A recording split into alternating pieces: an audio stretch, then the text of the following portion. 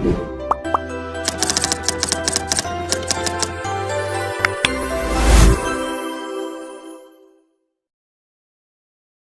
दोस्तों, welcome to ट्रांजेंट academy. तो friends, आशा राखું છું તમે બધા મજામાં છો, મસ્ત છો। તો ડિપ્લોમા સેમેસ્ટર 1 ના વિદ્યાર્થી મિત્રો માટે આપણે લોગેરિધમ સ્ટાર્ટ કર્યું હતું, બરાબર। આની પહેલાં આપણે જે છે તમે લેક્ચર્સ જોયો હશે, તો એની અંદર લોગેરિધમ આપણે સ્ટાર્ટ કર્યું હતું, ઓકે। એમાં રૂલ્સ ને બધું સમજાવ્યું હતું, ભાઈ જે 7 રૂલ્સ છે અને કેવી રીતના એપ્લાય કરવાના છે, બરાબર। તો એના બેઝિક ઉદાહરણો આપણે જોયેલા હતા। હવે આપણે 1 બાય 1 આપણે દાખલા જોતા જઈએ, બરાબર। આ એમસીક્યુ ટાઈપ દાખલા છે, પણ આ મેઇન વસ્તુ એ છે કે આમાં તમારો મગજ હલવા માંડ્યો તો મોટા દાખલાની અંદર તો શું થશે, 3 અથવા 4 માર્કમાં એક કે બે જ રૂલ તમારો ઉપયોગ કરવાના થશે, બરાબર। 1 બાય 1 આપણે જોતા જઈએ। સૌથી પહેલા નંબરનો ક્વેશ્ચન તમને આવું આપ્યો છે, log 8 આધાર 2 એના બરાબર ખાલી જગ્યા log 8 to the base 2 is equal to, બરાબર। હવે અહીંયા તમારે શું કરવાનું છે, તો કે તમે જુઓ આ બે વચ્ચેનું છે ને કંઈક રિલેશન હશે। અત્યારે આ 4 દાખલા સેમ પેટર્નના લીધેલા છે, તો કે આ 2 અને 8 નું કંઈક રિલેશન હશે, તો હું આને આમ લખી શકું, log 2 ની 3 પાવર આધાર 2। આવું આપણને મગજમાં 2 ની 3 પાવર એટલે 8 થઈ ગયા, બરાબર। 2 નો ઘન એટલે 8। તો અહીંયા તમે જુઓ તો આ પાવરના નિયમ પ્રમાણે આપણે જે ઘાતાંકનો નિયમ લખ્યો એના પ્રમાણે 3 ને આગળ આવવા દો, તો આ કેવી રીતના થઈ જશે, 3 log 2 આધાર 2।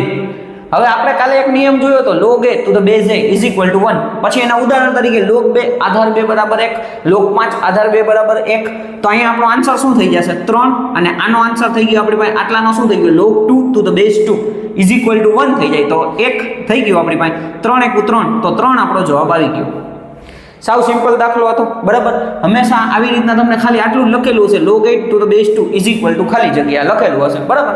તો આમાં તારે એટલું સમજવાનું છે ભાઈ આ બે વચ્ચે કંઈક રિલેશન હશે, બરાબર।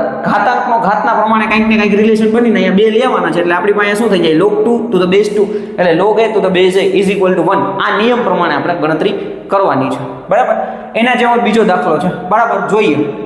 તો કે હવે અહીંયા લખીએ log, અહીંયા 5 છે તો એનો મતલબ કે 5 25 25 50 125, તો log 5 ની 3 પાવર આધાર 5, 3 પાવરને આગળ આવવા દો, બરાબર। તો 3 log 5 આધાર 5 સિમ્પલ થઈ ગયો, તો આનો આન્સર 1 થઈ જશે, તો 3 કૌંસની અંદર 1, તો 3 × 3 એટલે જવાબ આવી ગયો આપણો 3, ઓકે।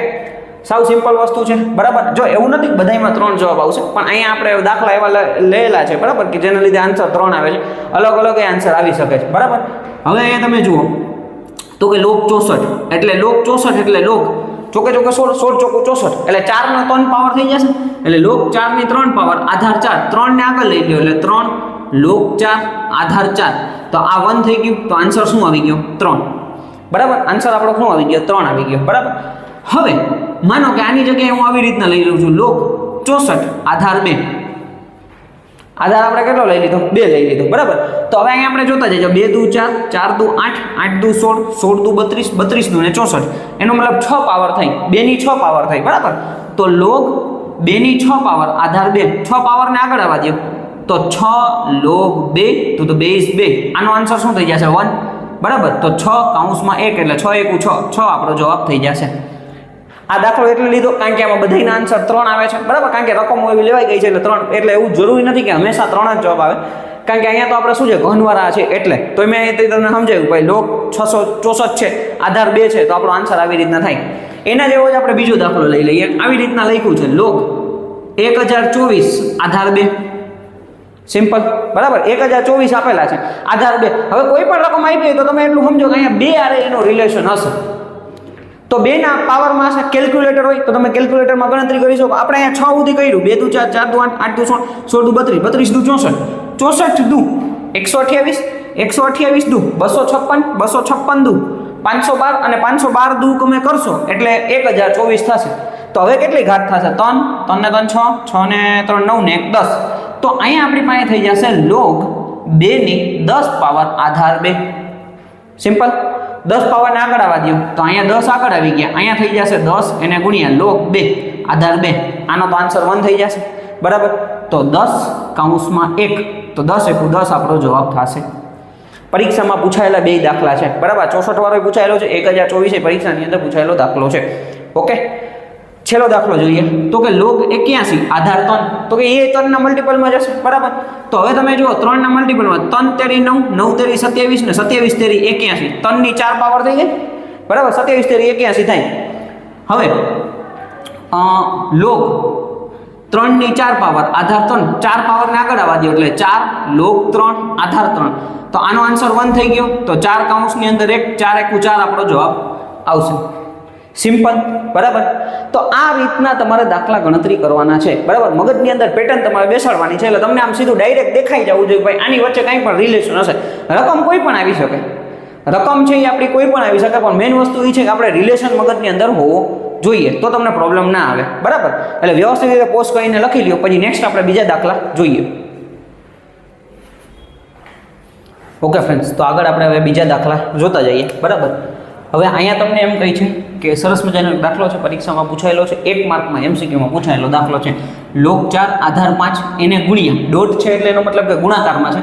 log 3 આધાર 4 એને ગુણ્યા log 2 આધાર 3 એને ગુણ્યા log 1 આધાર 2. હવે આનો આન્સર છે ને, આ આન્સર તમે ડાયરેક્ટ જોઈને આપી શકો છો, ડાયરેક્ટ, બરાબર. એનું મેઇન રીઝન એ છે કે અહીંયા તમે જો આપણી પાસે એક નિયમ છે કે log 1 હોય, log 1 = 0 થાય. આ બધુંય ગુણાકારમાં છે, બરાબર. આ બધુંય ગુણાકારમાં છે, આધાર ભલે બધાને અલગ અલગ રહે પણ બધુંય ગુણાકારમાં છે. તો log 1 = 0, તો 0 ને કોઈ પણ સંખ્યાને ગુણી તો આન્સર શું થઈ જાય? 0. એટલે સીધું આનો આન્સર શું થઈ જશે? તો કે 0 આન્સર આવી જશે, બરાબર. એટલે આ એક જ માર્કનો MCQ રોકડા માર્ક છે, ખાલી જોઈને તમે કહી શકો log 1 ગોતવાનું ખાલી. આવી રીતના તમને કોઈ પણ સંખ્યા આપી હોય, બરાબર, વચમાં કંઈક અહીંયા log 1 આપી દીધું હોય તો જો log 1 હોય ગુણાકારનો વચ્ચે ગુણાકારની આપણે નિશાની હોય, સીધો આન્સર 0 લખી નાખવાનો. એના પછી તમે જુઓ તો કે log 2 આધાર 3 એને ગુણ્યા log 3 આધાર 2, બરાબર. હવે અહીંયા તમે જુઓ કે આવો એક નિયમ ભણ્યા નથી આપણે. સરવાળાની નિશાની હતી અને બાદબાકીની નિશાની હતી, એટલે સરવાળો હોય તો ગુણાકાર થાય અને બાદબાકી હોય તો ભાગાકાર થાય. અહીંયા તમે જુઓ, અહીંયા ગુણાકારની સાઇન છે, તો અહીંયા આપણી પાસે નિયમ લાગુ પડશે આધાર પરિવર્તન, બરાબર. આધાર પરિવર્તનનો નિયમ લાગુ પડશે એટલે અહીંયા હું લખું છું log 2 એના છેદમાં log 3 એને ગુણ્યા log 3 એના છેદમાં log 2. તો આ log 2 કેન્સલ, log 3 કેન્સલ. આ આન્સર શું આવ્યું? 1. કાંઈ ન વધે એટલે 1 આન્સર આવે, બરાબર. આ એક વસ્તુ ખાસ મગજની અંદર રાખવાની છે. તો આનો આન્સર શું થઈ જશે? આપણી પાસે 1 આન્સર થઈ જશે. સાવ સિમ્પલ દાખલો હતો, બરાબર. ખાલી એક જ નિયમ ઉપયોગ કર્યો, આધાર પરિવર્તન. તો આવા દાખલા 1 માર્કના MCQમાં તમને પૂછી શકે છે. હવે ત્યાર પછી તમે જુઓ log 81 ભાગ્યા log 27, બરાબર. હવે અહીંયા ભાગાકારની સાઇન છે તો હું આમ લખી શકું log 81 એના છેદમાં log 27. ચાલો ક્લિયર. તો log 81 ના છેદમાં log 27 એટલે આપણે કોઈ છેદ ન ઉડાડી શકીએ, તો પણ હું આમ લખી શકું છું log 81 એટલે મને ખબર છે હમણાં આપણે કર્યું હતું 3 ની 4 પાવર, બરાબર. 3 તેરી 9, 9 તેરી 27 ને 27 તેરી 81 એટલે 3 ની 4 પાવર એના છેદમાં log 3 ની 3 પાવર એટલે 27, 3 તેરી 9, 9 તેરી 27, log 3 નો ઘન છે. ઘાતાંકના નિયમ પ્રમાણે આગળ આવવા દો તો શું થઈ જશે? 4 log 3 એના છેદમાં 3 log 3, log 3 કેન્સલ. આ ગુણાકારમાં છે એટલે આપણો આન્સર આવી ગયો 4/3. આ આપણો જવાબ આવ્યો, બરાબર. સાવ સિમ્પલ મેથડથી ખાલી અહીંયા ભાગાકાર છે તો છેદમાં લખી શું કરવાનું? તો કે ભાઈ હવે જે કોઈ પણ આવી રીતના છે 81 જે 27 છે તો 3 ના મલ્ટિપલમાં હોય તો log 3 ની 4 પાવર, log 3 ની 3 પાવર, પાવરના નિયમ પ્રમાણે આગળ આવવા દો એટલે 4 log 3 ના છેદમાં 3 log 3, log 3 કેન્સલ થઈ ગયા, 4 ના છેદમાં 3 આપણો આન્સર આવ્યો. સેમ અહીંયા આપેલું છે log 16 આધાર 2 માઇનસ log 8 આધાર 2. બે રીતે તમે દાખલો ગણી શકો છો, બરાબર. કાં તો તમે છે ને બાદબાકી છે એટલે ભાગાકાર કરી નાખો, બરાબર. તો અહીંયા આપણે જો log 16 ના છેદમાં 8 આધાર 2, આધાર સરખો છે, બાદબાકીની નિશાની છે એટલે ભાગાકાર થશે. log 16 ના છેદમાં 8, 8 8 2 16 તો log 2 આધાર 2. આન્સર શું થઈ ગયો? 2 વધ્યો એટલે log 2 આધાર 2 એટલે આન્સર થઈ ગયો 1. સાવ સિમ્પલ વસ્તુ, બરાબર. બીજી રીતે ગણવું હોય તો તમારે આમ કરવાનું થશે log 2 ની 4 પાવર આધાર 2 માઇનસ log 2 ની 3 પાવર આધાર 2. પાવર આગળ આવવા દો એટલે 4 log 2 આધાર 2 માઇનસ 3 log 2 આધાર 2. ઓકે. હવે log 2 બેઝ 2 એટલે આન્સર 1 થઈ જશે. તો આનો આન્સર 1 થઈ ગયો એટલે 4 - 3 તો આન્સર શું થઈ જશે? 4 - 3 એટલે 1 આપણો આન્સર આવ્યો. એટલે આ બે રીતે દાખલો તમે ગણી શકો છો. હવે તમારા મગજ ઉપર છે કે ભાઈ તમને શું મગજની અંદર દેખાય છે, તમે ત્યાંથી શું ફટાફટ આન્સર લેવી શકો છો. તમને જે રીત આવડે એ પ્રમાણે તમે દાખલો ગણી શકો છો. આન્સર તો બેયમાં 1 જ આવ્યું, બે રીત મેં તમને કરાવી દીધી, બરાબર. હવે એના પછી તમે જુઓ તો આપણી પાસે આ એકદમ સિમ્પલ સીધું જોઈને આપણે આન્સર આપી શકીએ એવો દાખલો છે, બરાબર. એટલે MCQ આપેલો છે, 4 ની પાવર આપેલી, 4 ની ઘાત છે log 2 આધાર 4. તો આ આપણો ઓલો નિયમ થઈ ગયો a⁻log b to the base a, તો આનો આન્સર b આવતો હતો, તો અહીંયા આપણો આન્સર શું થઈ જશે? ખાલી 2 આપણો આન્સર થઈ જશે, બરાબર? 2 સીધો આન્સર થઈ જશે. અને જો આવું આપ્યું હોત 4 - log 2 આધાર 4, તો આપણો 1/2 આપણો આન્સર થઈ જાય, બરાબર? 1/2 આપણો આન્સર થઈ જાય, કારણ કે માઇનસની સાઇન હોય તો 1/2 લખવાનું. એ નિયમમાં બધું તમને સમજાવ્યું હતું, બરાબર? હવે આના જેવો દાખલો બીજો આવ્યો, log 27 ભાગ્યા log 3, તો તમે આવી રીતના લખી શકો છો, log 27 / log 3.